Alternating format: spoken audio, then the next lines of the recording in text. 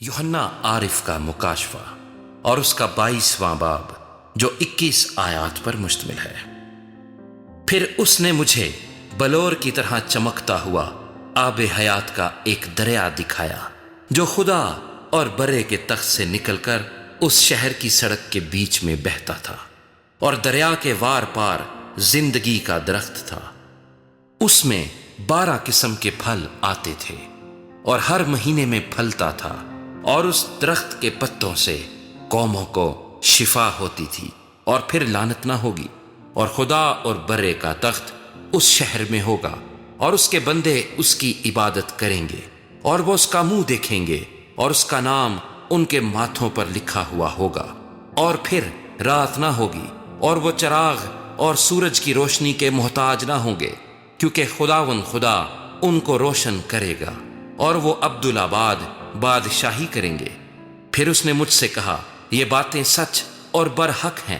چنانچہ خداوند نے جو نبیوں کی روحوں کا خدا ہے، اپنے فرشتے کو اس لیے بھیجا کہ اپنے بندوں کو وہ باتیں دکھائے جن کا جلد ہونا ضرور ہے۔ اور دیکھ، میں جلد آنے والا ہوں۔ مبارک ہے وہ جو اس کتاب کی نبوت کی باتوں پر عمل کرتا ہے۔ میں وہی یوحنا ہوں جو ان باتوں کو سنتا اور دیکھتا تھا۔ اور جب میں نے سنا اور دیکھا تو جس فرشتے نے مجھے یہ باتیں دکھائیں، میں اس کے پاؤں پر سجدہ کرنے کو گرا۔ اس نے مجھ سے کہا، خبردار، ایسا نہ کر، میں بھی تیرا اور تیرے بھائی نبیوں اور اس کتاب کی باتوں پر عمل کرنے والوں کا ہم خدمت ہوں۔ خدا ہی کو سجدہ کر۔ پھر اس نے مجھ سے کہا، اس کتاب کی نبوت کی باتوں کو پوشیدہ نہ رکھ، کیونکہ وقت نزدیک ہے۔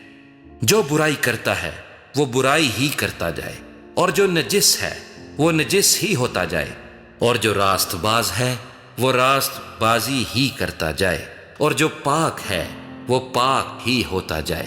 دیکھ، میں جلد آنے والا ہوں، اور ہر ایک کے کام کے موافق دینے کے لیے اجر میرے پاس ہے۔ میں الفا اور اومیگا، اول و آخر، ابتدا و انتہا ہوں۔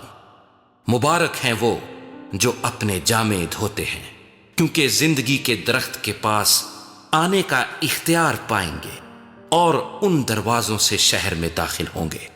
مگر کتے اور جادوگر اور حرام کار اور خونی اور بت پرست اور جھوٹی بات کا ہر ایک پسند کرنے اور گھڑنے والا باہر رہے گا۔